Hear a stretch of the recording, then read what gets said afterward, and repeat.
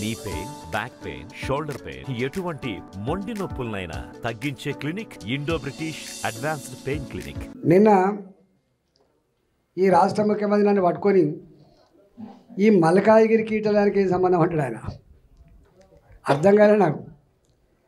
ఈటల రాజేంద్ర అంటాడు ఒక కులానికో ఒక ప్రాంతానికో ఒక మతానికి సంబంధించిన బిడ్డనా నేను? ఈ 22 సంవత్సరాల కాలంలో తెలంగాణ మట్టి బిడ్డగా తెలంగాణ ప్రజల ఆశీర్వాదంతో ఈ స్థాయికి వచ్చిన బిడ్డలని చెప్పి నేను అనుకుంటాను. ఎవరి మీద పడితే వాళ్ళ మీదనే, ఏది పడితే అదే ముందులోని సప్పట్లు కొట్టంగానే రెచ్చిపోయి మాట్లాడేటోళ్ళు కొంతమంది ఉంటారు. ముసుళ్ళ పండుగ అంతా ముందటున్నది. ఏం జరగబోతుంది, ఏం హామీలు ఇచ్చిండ్రు, ఏం చేస్తారనేది నేను సాక్షిని కదా.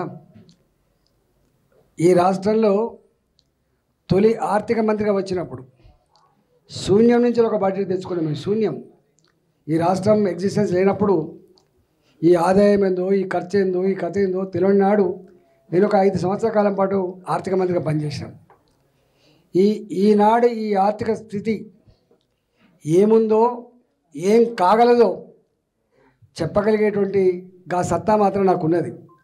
కానీ 3 నెలలకే ఎవరి మీద నేను విమర్శ చేయకూడదు. కాబట్టి నా మొత్తం రాజకీయ జీవితంలో నేను ఎవరి మీద, ఏ నాయకుడి మీద కానీ, ఏ పార్టీ మీద కానీ వ్యక్తిగతమైనటువంటి దూషణ చేయను.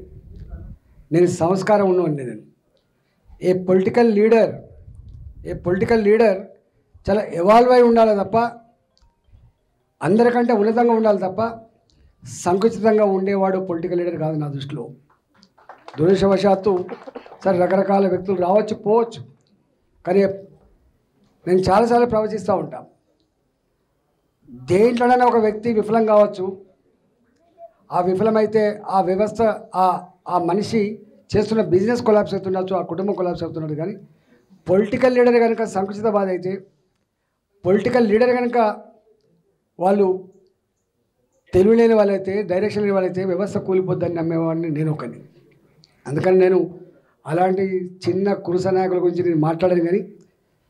కానీ ఒక్కటి మాత్రం చెప్పగలను, తనది కాకపోతే ఏదైనా చేయాలన్నట్టుగా ఇవాళ ఏది పడితే అది హామీలు ఇచ్చిండ్రు.